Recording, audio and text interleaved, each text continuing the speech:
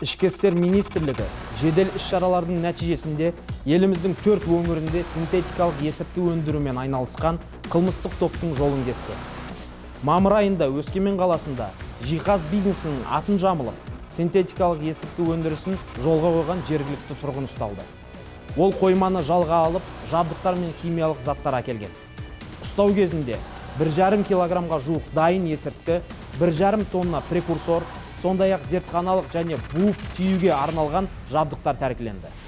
Тексеруден кейін оның Қостанай, Петропавл қалалары және Алматы облысындағы ұқсас зертханалармен байланысы бар екені анықталды.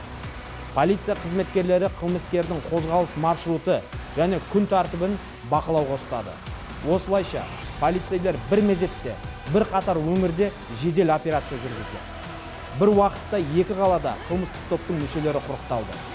Рудный қаласында жалдамалы үйдің моншасын зертхана етіп жабдықтаған 2 адам ұсталды.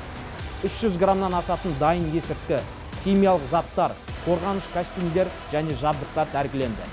Олардың көліктерінен сатуға дайын есірткілер табылды. Алматы облысында мефедрон өндірісімен айналысқан тағы 2 күдікті ұсталды. Өндірістің соңғы сатысындағы есірткі, прекурсорлар және жабдықтар тәркіленді. Тергеу кезінде ұсталғандар есірткі жасырылған 10 жерді көрсетіп, жалпы салмағы шамамен 3 килограммнан асатын есірткі анықталды.